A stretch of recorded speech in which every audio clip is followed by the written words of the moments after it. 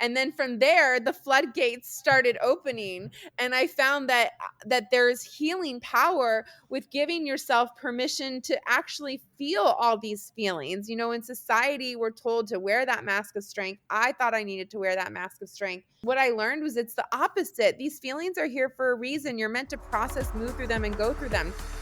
Welcome to Fempower Health. Georgie here. We are in this post-pandemic era where so many of us are struggling with our mental health. And as you know, those types of situations don't necessarily disappear. It's about going through your life day by day. So I'm pleased to bring to you this episode with Ashley Bernardi, who is the author of Authentic Power.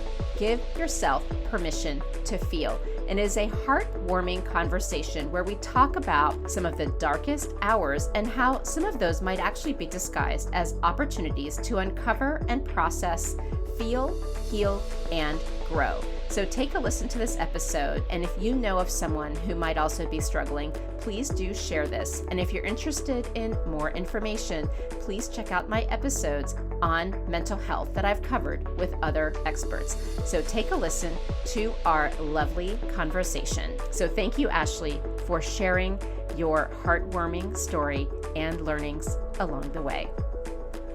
Why don't you start by telling us your story, and so that we can understand the perspective that you're coming from, and then we can talk about all the wisdom that you have to share with us. Absolutely, Georgie. Thank you so much for having me.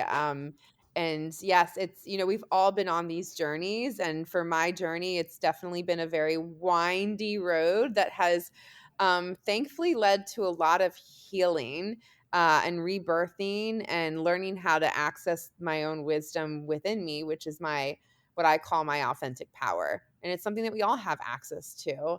But it didn't start that way. So I'm happy to share a little bit about how I got to finding my authentic power. It started when I was a kid. I mean, I had a very happy childhood up until a traumatic incident when I was 11 years old. I was, raised by, I had a military family. I was born in Germany. We lived in California, ended up in the DC area because my dad was at the Pentagon. And I had a little sister and a mom and, just a happy little family of four. When one day, it was a Sunday night, actually, my dad said he wasn't feeling well. And he went upstairs. We had just finished a family movie. And he went and he put himself to bed, and which was rare because he usually tucked me and my sister in. And I tucked him in that night. And I said, "I love you, Dad." And he said, "I love you too, honey." And moments later, those were the last words I ever spoke to my father, because moments later, he ended up suffering from what we later found out was a heart attack, active heart attack. So my mom and sister and I tried to save his life, obviously, like not having the proper training to do so, but we had assumed that. We had it just in moments of stress and trauma, we kind of like kicked into high gear, and my mom and sister went and administered CPR to him. And I ran and called 911 and then ran to get the neighbors. And after that, it was just kind of all a blur until I ended up in this beautiful pink room in the hospital waiting to go see my dad. But instead, my mom came in and said that he had passed away. And that's really when my life changed forever. Having gone through that just traumatic experience with him dying in front of me and my family. And just it was so hard for me to just even want to address. I think part of the reason is because he was an Army colonel and I was a military child. I was the daughter of a colonel, and I have always been told to be so strong, to wear, we wear that mask of strength. You're strong. You're a Baird. That was my maiden name. Bairds are strong and very stoic. And so I thought that's what I needed to do. So I did. I buried my grief and my trauma of losing my father for years. I mean, even in high school, I had friends that I wouldn't even tell that my dad passed away. One, it was too painful for me to talk about, because I missed him so much. But the other was because I felt like I was doing the right thing by just being strong. So, what happens when you bury grief and trauma? Of course, it comes out in other ways. So, as I grew um, into a young adult, I became, kind of addicted to people pleasing. I also had an addiction to work. I had a destructive relationship with men. I had a terrible lack of boundaries. And it was really because I was bearing so much trauma within me. It came out in other ways. But I lived my life like this, thinking that everything was okay. And on the outside, I would say I was an Oscar worthy actress. Like in high school, I was a captain of my dance team. I was secretary of my class. In college, I was president of my sorority. Like on the outside, it looked like I had it all, but it's because I had become such a great actress. And was really just suffering and dying inside. So it wasn't until I was in my early 30s when another trauma hit me over my head. And that was the trauma that changed everything. So, I had gotten a job as a journalist. I worked at CBS News. I worked like a maniac for years. Interestingly enough, I got thrill from just distraction. So that's why work became my addiction. Because if I ever got quiet and still, that's when I would have to address these feelings, these uncomfortable feelings that I never gave myself permission to feel. So in my early 30s, I'm happily married. I had just delivered my third child, Scarlett, and I was hit with so many crazy symptoms that left me completely bedridden. I had brain fog. I felt like I had the flu every day. I sometimes had fevers. I had nerve pain. I was just losing my sense of my body. And in addition to that, no one could figure out what it was. But I also was diagnosed with postpartum depression and put in a part-time mental health hospitalization program, which is where you're in like mental health school for 8 hours a day, every day, 5 days a week, and then you go home. And I did that for several weeks, still while being incredibly sick, to the point where like I had vertigo, I lost my vision. And then finally, like, I'll never forget, no doctors could figure it out. I had seen over like 30 doctors. There was one moment where I was getting blood work at a doctor's office, and I started fainting. And then from there I lost complete control of my bowels. Like I was just peeing in a bucket, and they did not know what to do with me, and the room was spinning. So they called 911, had an ambulance take me from the doctor's office to the hospital. And I mean, this has become like a regular cycle for me that no one could figure it out. And I'll never forget, like, when I got home from the hospital that one day, still feeling so sick, I tried to get up out of bed. The room was still spinning. And that was like, that's it, God. I surrender. I am done. Like, either take me now, or like, this is no longer in my control. And that was the first moment that I gave myself permission to just be upset about how sick I was. And the interesting thing that I found was the first time I gave myself permission to feel, not only was I grieving for my health, but I found myself missing my dad and grieving for my dad. It was like that grief that I had buried for over 20 years suddenly started coming out too. And then from there, the floodgates started opening, and I found that there's healing power with giving yourself permission to actually feel all these feelings. In society, we're told to wear that mask of strength. I thought I needed to wear that mask of strength. And what I learned was it's the opposite. These feelings are here for a reason. You're meant to process, move through them, and go through them. So eventually I was correctly diagnosed with late stage Lyme disease. I was given a PICC line of IV antibiotics in my body for 8 weeks. I couldn't lift any of my children, so we had to move in with my in-laws. And healing was the most excruciating process. But I always say that the physical healing was like 10% of what needed to happen. The other 80% was truly the up to me and my emotional, mental, and spiritual healing. So it took about a year to really dive in and process those feelings. I'm honestly still doing it today, and I'm a completely different person than I was 7 years ago when I was going through this health crisis to now. So I come to you now from a very deeply empowered and healed state where I do openly talk about my feelings and process my feelings in real time and give myself permission to feel. And my message is that that is how you can find own honor and access your authentic power, which is the wisdom that you have within you. The wisdom is part of those feelings that we feel and that we're supposed to move through and process. Do you also feel like you were an actress to yourself? I'm almost wondering, just because even with what I experienced, like you probably fooled yourself too. I 100% feel like I was acting to myself for sure. Yeah. And that came out in other ways to people. I don't act to myself anymore. I'm like, Right. "Oh, I feel like this. I'm going to sit with this because this is here to teach me something." But yes, before I didn't know who I was because I wasn't allowing myself to really live in my true essence and honor the authentic power that I had within me. I wasn't listening to that inner divine wisdom that I now know we all have.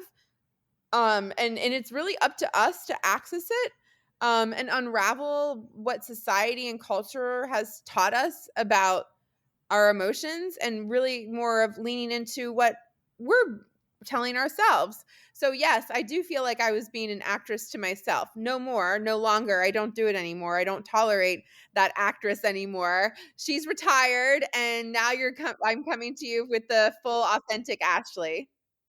A lot of times the authenticity, maybe perhaps the way in which it's delivered, because I do think about that too. And so then I find friendships change significantly. Did you find that as well? Yes, absolutely. Friendships changed completely. In full transparency, I think I figured out I had a lot of friendships that were based on kind of surface level living. Yes. Yep. And I learned to just be okay with that and call those friendships for what they are. And, will you drift from those people after you have some sort of awakening or realization? Sure. And that is okay. It's kind of like when people quit drinking or doing drugs, they're like, "Oh my God, I lost so many friends." And I think it's the same thing for when you have some sort of crisis or awakening to your spiritual self.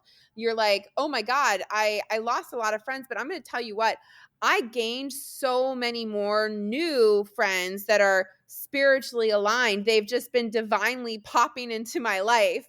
And Yes. I think it's because I've allowed that door to open for me, whereas before has closed. So my friendships, yes, may have lost some, but I've also gained so many more deeper, rich, honest relationships. And I'm having conversations that I've never had before because I wasn't open to them and I wasn't spiritually ready yet. I hate to say it. Like, I don't know if we women do this where we have to wait until the world is so loud that you have no choice but to feel the feelings. Yeah. I don't know if that resonates. I so resonate and I get it. Like everything from the friendship thing too, which that has changed. Even going back to like society and culture where like we're not I mean this is a whole nother conversation where I don't think that we're really taught to process our emotions in a healthy way. I'm trying to break that cycle with my children. I have 3 young kids at home, and on the refrigerator I have this big magnet that says like, "Okay, I know it's like you can't articulate how you're feeling, but show me a picture of how you feel." Like just starting there. And sometimes they're like, "Mom, how are you feeling?" And sometimes there's days when I'm like, "I can't articulate it either." And I'm like, "Here you go." So I'm like, we have to start somewhere, and this is a no fault to like my parents or my grandparents or anyone, but it's just that it's something that we haven't been taught how to do. But what I learned is that our emotions are there for a reason. They're there to teach us something. We're here to learn from them. Like anger. I love the emotion of anger because it's so motivating for me. I love the emotion of sadness because it's so releasing for me. The emotion of grief means that I've lost someone I've loved so much that I had the blessing to love and be loved. Like there's just and so like I think the other thing I want to differentiate is I'm not talking about like wallowing in your emotions or depression. Like no, I'm always going to say going seek professional help. But I'm also saying that it's okay to cry. It's okay to not be okay. If you're feeling depressed, that is also okay too. It means that pay attention, something is off. This is your body calling you to look into a little bit deeper to see where your wisdom is. So that's kind of my message that I want to share. I keep hearing like feel the emotions and that is how you heal. I think I'm starting to understand it more, but like my therapist would say, just feel it. And I'm like, what's the purpose? Because he would always be like, why are you don't need to be doing. I'm like, but it feels good because I'm productive. And Yeah. he would also say, like, why can't you just sit? And I'm like, and I literally am like, and do what? Like, am I supposed to read a book? Am I supposed to meditate? Do I watch a movie? Do I take a walk? Because my brain is like, what do you mean you just sit? Yeah. So I would love to hear. You might be more, I'm getting there. I'm starting to understand, but I'd love to get your perspective on that because I would be like, I don't understand. You're either doing or you're sleeping. Like that's my. We are kindred spirits because this is how I operated, and to be completely honest, I'm still undoing that operational side of me where I'm like, what does it mean to just sit? Because sometimes if I just sit, I question my worthiness. So for you, I wonder if it's like, is this a worthiness thing too? This worthiness has been something that I've been working on with like my own wisdom and authentic power because we live in such a world and a cycle of busyness, busyness, busyness. And we feel like we have to constantly do, do, do, do, do. For me, I personally discovered it came down to me seeing my worth. And so like some of my affirmations that I give myself are I'm worthy just as I am. I don't need to do anything. I'm going to sit down on the couch right now. I'm going to drink a glass of water and I'm going to do nothing. And that feels really good. But if you had asked me to do something like that 6, 7 years ago, I would have been like, what do you mean sit for an hour and do nothing? But okay, when it comes to your feelings and your feelings role in this, so this is what I taught myself. When I first started feeling my feelings, I was like, oh my God, this is really healing for me. I'm actually learning something from these feelings. I'm learning that, like, maybe I should be a better listener in this particular situation. It depends. So, when the pandemic first hit, everyone was going through all of these feelings of like these like incredibly strong emotions, right? Many people were grief, uncertainty, despair, confusion. And so I instead of like going down that rabbit hole that I think a lot of us did do, I was like, oh my God, I actually know what to do now. And so when I felt these emotions of despair or confusion or sadness or anger or uncertainty during the pandemic, I allowed myself to move through them. So here's what I did. And it's a process that I have now become called the feel framework, but it's very, very simple. The first thing you do is focus on what it is you're feeling. Focus on that emotion. And sometimes we can't identify that emotion. That is also okay. If you're like, I've got an emotion, but I don't know what it is, I can't name it, just acknowledge that it's there. So focus on it. So, and this can be done, the feel framework can be done like if you're sitting down in a meditation while you're walking. It really like it can take as long as you want, or it can be a minute long. It doesn't matter. If you're a beginner, I recommend just starting with a minute. So focus. What is that emotion it is that you're feeling? Bring awareness into that emotion. Next, this part we don't allow ourselves to do, but I'm saying enter within that emotion. Give yourself permission to feel that emotion. Enter within it. If it's anger, how are you feeling? Where is it showing up? Are your arms tense? Are your shoulders tense? Is your back tense? Is your stomach upset? Get curious about that emotion and where it's showing up in your body. Next is giving yourself permission to experience that emotion.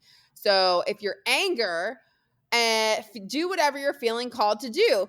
Oftentimes when I'm angry, I yell out a scream or a really large sigh like, right? It feels so good to do. And we just don't give ourselves permission to do that enough. And so allow yourself to experience that emotion in a safe and healthy way. So I want to like make sure that I say that. And when I say like a safe and healthy way, I have a part in my book about stressing hard and stressing soft. And like if we feel the emotion of anger, sometimes you want to punch something. So grab a pillow and go and punch a pillow, or get a doll and or pillow and whack it against your bed. Do it in a safe way that doesn't harm yourself or others. So experience that emotion. And then finally is L. Listen, learn, and love that emotion back. Thank that emotion for being here. Get curious about what that emotion is here to teach you. And then see how you feel afterwards.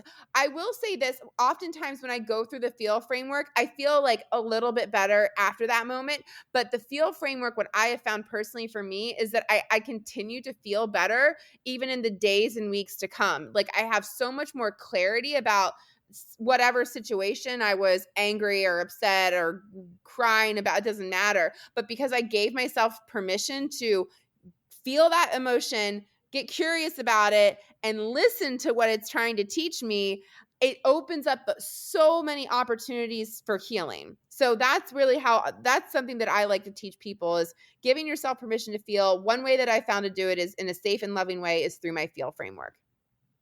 Okay. I love that. That is, and I think frameworks are so helpful. And I feel like it's something maybe we should put on our refrigerator wall. Cause, I often say to myself on days where I'm feeling good, I should even make a list of things that work for me so that when I'm feeling bad, I know what to do. Taking a step, taking a second, and not stopping what was already on my list for me.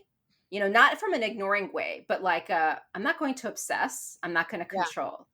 I had this thing I needed to do. I'm going to keep doing it. And just putting myself first in those areas has also been really, because then it creates this like trust cycle of like, oh, that worked. So Yes. instead of the addiction of let me control, I'm like, oh, I do these healthy things. I want to keep doing those. That's absolutely it. Oh my gosh, like yes, and like two things I also heard you say that really resonate with me is when you were talking about sometimes is doing the next right thing, the one next right thing. I used to be like you, and I would spin, spin, spin, spin, and to be honest, still trying to Of untrain course. myself how to get into the out of the spin. But if I could tell my life story, I would use all Disney characters, but one of my favorite movies is Frozen and Frozen 2, and there's a song in Frozen 2 called The Next Right Thing. And I actually talk about that in the book where like Anna, one of the main characters, thinks she had just lost her sister, and what she needs to do next is just one step at a time. And that was absolutely part of my healing journey. Like right now in this moment, I'm going to give myself permission to take a nap, or in this moment I'm going to do this. And that was it. Like it was just, sometimes it was minute by minute, sometimes it was hour by hour, and that had to be okay. And then the other thing that you mentioned that you do that I also have done in my healing journey, for those moments when I feel myself spinning or spiraling out of control with whatever it is happening in my life, I actually made a coping sheet, and anyone can do this. I took like my kids' markers and I called it Ashley's coping sheet. I decorated it really beautifully, and I put down everything that I could do in those moments when I felt like I was spinning out of control. And when I had Lyme disease, I often did feel like I was spinning out of control. I had, I had encephalitis in my brain. I had panic attacks. And so I would turn to my sheet, and what looks different, everyone's sheets look different. But for me, it was like, turn on classical music, take a bath, light a candle, step outside, breathe in air. And I would turn to that sheet, and it would help me just calm my nerves and then really get back into some of the root of my emotions and just slow down my breathing, slow down that chaotic spin, spin, spin mode where we always want to go. And I would always feel so much better. So like the next right thing and that coping sheet, it sounds like you and I are like so aligned there on that. Oh, I know, totally. It's funny, as you were talking, I was thinking sometimes it gets so dark that you're not in the mood. And I think back to one of my dark moments. Unfortunately, I had a lot, but in this one, I was talking to my therapist, and I was like, I don't want to smell the roses. I can't smell them. I don't care. It's so bad there aren't any, and I just don't feel like going there right now. And he said, that's okay. It's okay. And like it was truly one of the most amazing moments ever, because I was like, I don't want that crap people are trying to feed me, because I'm not there right now. It's just really bad, and I just need to sit that it's really bad. And eventually I've gotten out of it. It's really great. Yes. I can hear it in your voice. It is, but I love you have a great therapist. Like, I love therapy, I'm a once a weeker, and, that's so right that, like, it's okay. It's okay Yeah. that this is not okay. Like, that's fine, and acknowledging that, honoring that, but also and I write about this in my book too, one of my favorite affirmations is reminding yourself that these moments are temporary. So, like, we don't give ourselves permission to feel, at least I didn't give myself permission to feel the loss of my father because it was way too uncomfortable and hard. And I was like, oh my God, if I go down there, I'm going to be stuck there forever. But one affirmation that has helped me in everything in my life is that this feeling is temporary. Even though it's uncomfortable right now to be in it, this feeling is not going to be here forever. It is temporary. And that gave me so much safety and reassurance. And it still does today. Even when I have like a bad day, we all do. This is temporary. I'm not going to feel like this forever. I'm glad I'm giving myself permission to feel it now, but I'm also grateful that I'm not going to be feeling like this forever. So just reminding yourself that these uncomfortable moments, these feelings that you're like, oh my God, I feel like I'm going to be in here forever. You won't be. It's temporary. One of the quotes that I actually wrote down is, healing yourself is connected with healing others. Oh yeah. I love that Isn't quote that a so great much. one? Yeah. It is so true. That's in my chapter about connection for healing, right? What I will say, and it's probably also because I'm so much more at peace with the life that I've had, because it's gotten me to, like, I think how lucky I am to appreciate everything. I Yeah. really appreciate it, because nothing was handed. It was hard work to get to today. And I know that today will pass and another tomorrow could be hard, but I feel a lot more ready. What has also helped is when others are struggling, I really get them, Yeah. and I feel so good that my pain and learnings can help them. And that, I Mhm. agree with you. You heal yourself and you heal others. Like it is such a great quote. Like that keeps helping me come at peace. It's like at least something came of this. It's like the pay it forward. I love that you're saying that because and this is why I say in the book, like, first connect with yourself, like, heal yourself first. And it's like that natural healing and connection of others will happen. Like, it's what's interesting is like this book, Authentic Power, that I wrote first and foremost was for me, to just get things off my, like the process of writing was very therapeutic for me. And the added bonus was that I'm hoping it helps others. And I think by me talking about my experience with you is healing for me, hopefully for you. And the added bonus is that it's hopefully healing for folks that are going to be listening. And that's just the beauty of connection with yourself and to others. Like when we get real with our stories and with what we've been through, that is the best way to make the best friends and the best connections. Absolutely. Do you find that you're now hyper aware when people aren't in touch, aren't authentic? I find it very triggering.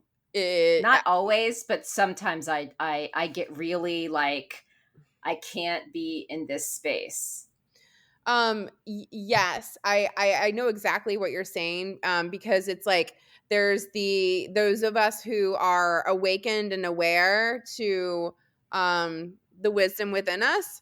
But when I see folks who have not yet learned how to access that wisdom and awareness, I have so much compassion for them. I energetically protect myself, but I also send them so much love and compassion, knowing that's their journey they're on, and it Yes. is not my responsibility to heal them. They have to actually want it themselves. Because here's the thing, along the way, for my journey, I had so many people try to help me. I had therapists, I had this. I whacked it all away. I was not ready to listen to it.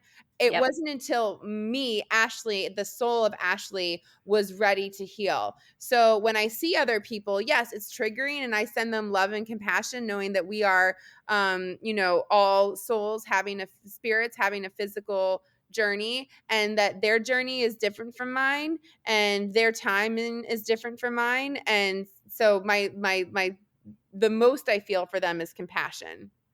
Yeah. No, and that's really the way to do it. And I actually heard that, I think it was on Oprah's Super Soul Sunday podcast. They were talking about that as like we're all on a different journey. Each of our paths is not going to be the same as others. And it truly is just having that acceptance that it's not there. I do find sometimes I have to put up a wall because you know what I do? I have this thing, and I now know when it turns on, I stop. But I had this thing where the people that were there for me, I probably kept them at somewhat of a distance. And Mhm. the people who weren't, you know what I did?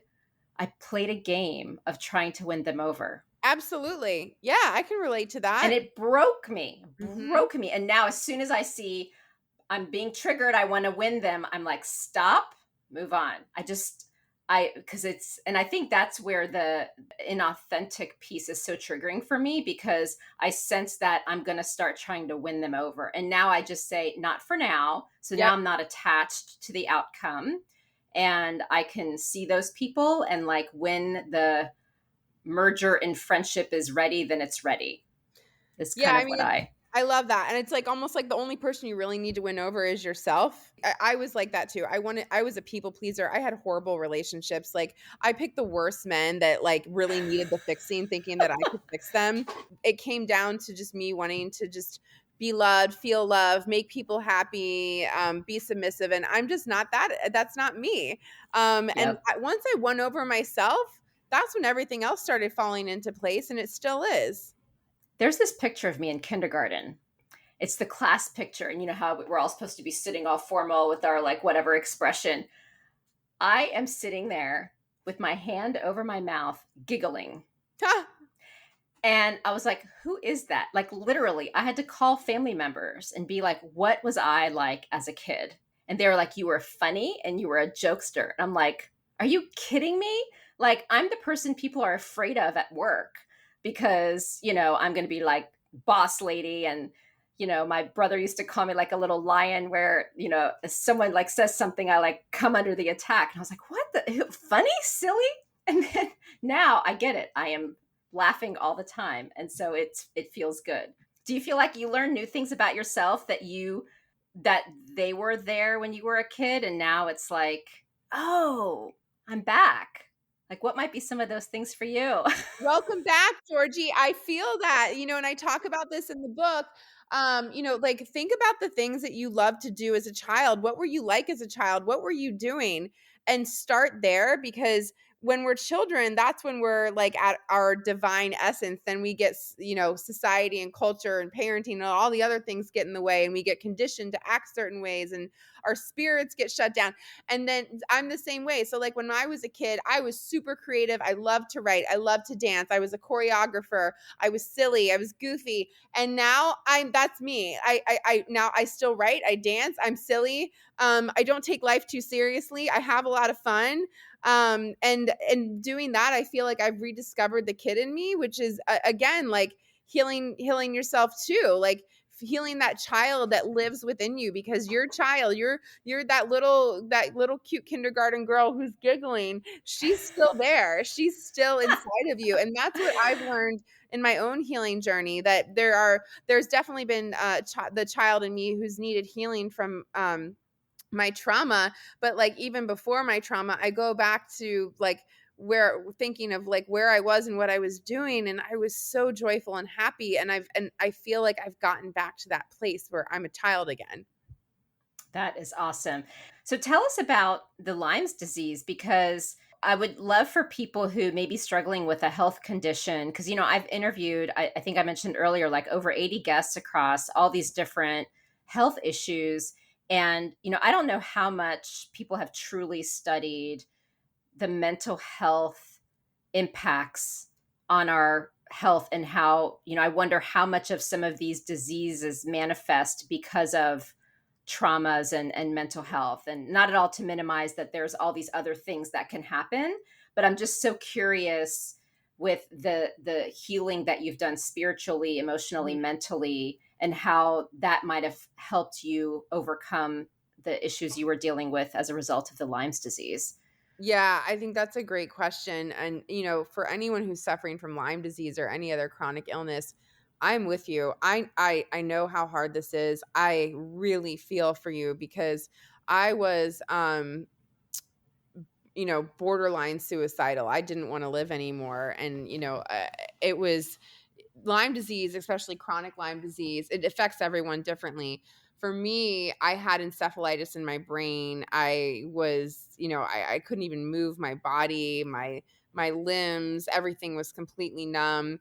I know a lot of folks who have suffered from late stage Lyme lose the ability to walk. Some may lose the ability to talk. And that has Lyme disease alone has a massive impact on anyone's mental health. For me, I personally believe that what I see Lyme disease as now is the gift of Lyme. It triggered all of the healing in me, or the trauma. It like triggered all the trauma that lived in my body, and it made it all come out. So it was like a shedding of everything that needed to come out. And I feel like that's what my body was doing. I was shedding.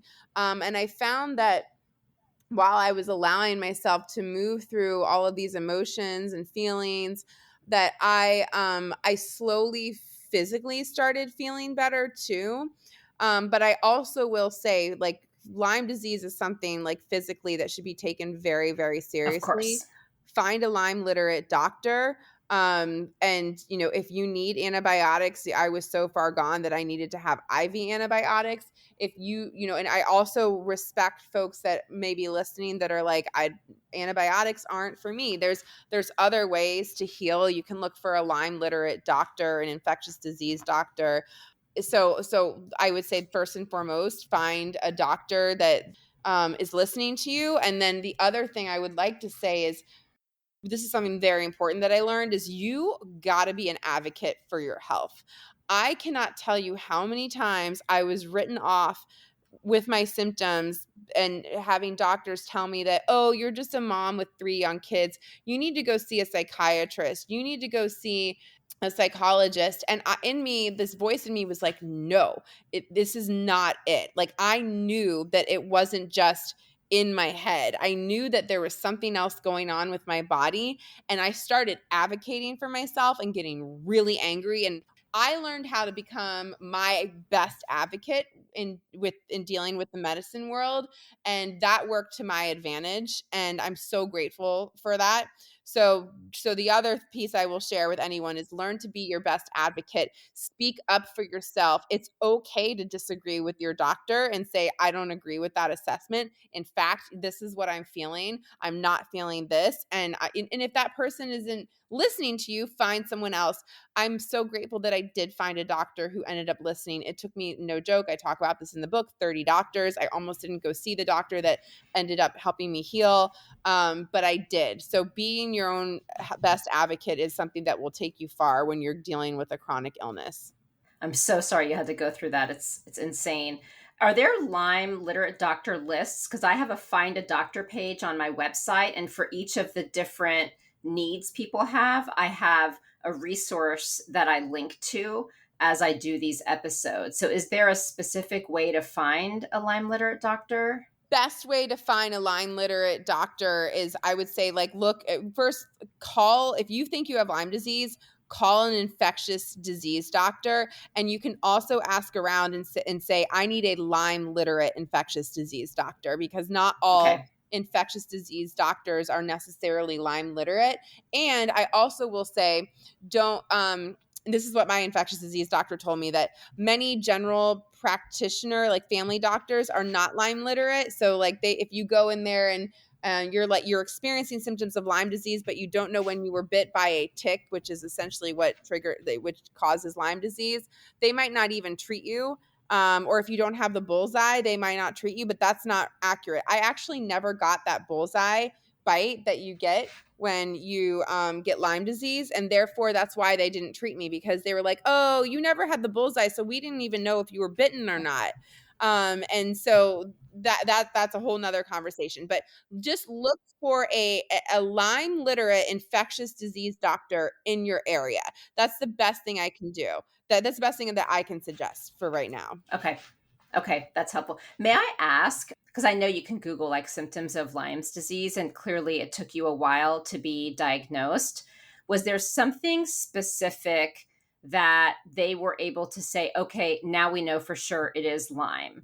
So I don't know if it was, yeah, because just someone who's struggling, who, because a lot of times, there's these symptoms, they overlap with so many conditions that it becomes a struggle. So I just didn't know if you had a tip there from your own experience. So it's Lyme is unfortunately known as like the great masquerade. Like I was diagnosed with everything before I was diagnosed with Lyme disease. IBS, fibromyalgia, chronic fatigue syndrome. It mimics so many things. For me, I think one of the telling things was just like complete lack of energy, neurological disorders, and my like weight loss, my stomach pain. I think my doctor that ended up diagnosing me looked at the whole picture. There's also blood work that you can order. It's called the Western blot test, but that's not always one that is very telling for Lyme disease. It's not the best testing, but you could at least start there. There's better testing that you can do.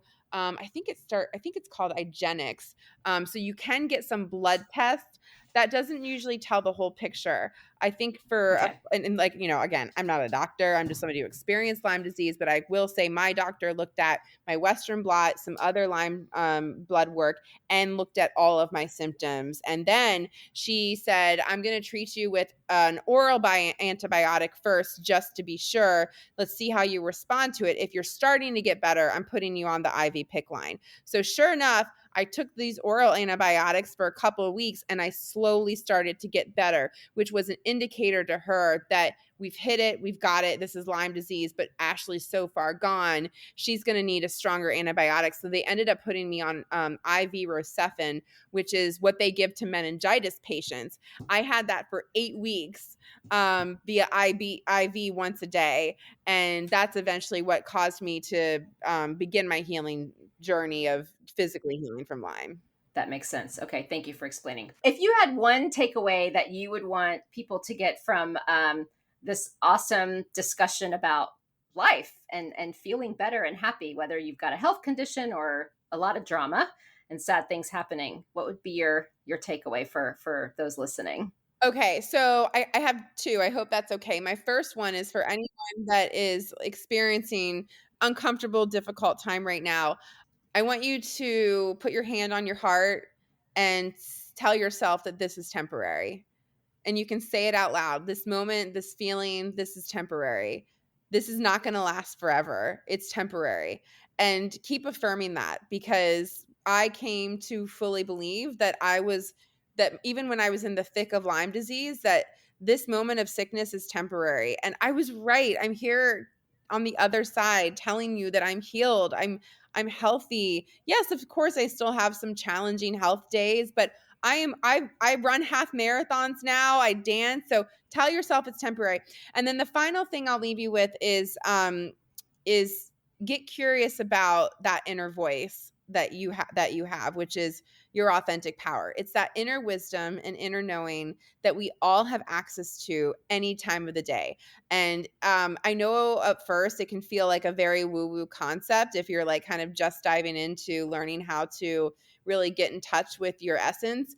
But it takes practice. But if you can just spend a couple of moments every day, again, put your hand on your heart, get quiet, ask yourself, like, what is it that I'm feeling today? What's coming up for me? See what you hear back. You'd be, I think, very surprised to find once you start flexing that muscle, all the wisdom that you already have inside of you. Oh my gosh. So I have a little bit of tears coming down, and I don't know if it's my makeup, my happiness, or you. Maybe all of it. Let's just say that. All of it. You're awesome. I adore you. I'm so glad we got introduced to each other. I know it was a bit of time before we were able to get this scheduled, and it was worth the wait. You're a special lady, and thank you. Thank you so much, Georgie. This has been the highlight of my afternoon, so I appreciate it. Thank you for joining me today on Fempower Health. If you'd like to continue the conversation, please follow me on social media. I am most active on Instagram, LinkedIn, as well as TikTok. You can also subscribe to the weekly newsletter if you want to stay off social media to get the latest and greatest updates. And you can find the link to that either on my website, fempower-health.com, which is a hub to all the different health topics I've covered over the past 5 years, or you can go to the show notes where there's links to all the helpful resources that are relevant to this discussion. And if you know of someone in your life who would benefit from this information, please do pass this along, because that is how we can ensure this important information reaches those who need it most. And for anything that is discussed medically, please understand that none of what we share on Fempower Health is medical advice. It is all for information purposes only, and only a conversation between you and your doctor can give you the care that you need. Thank you very much.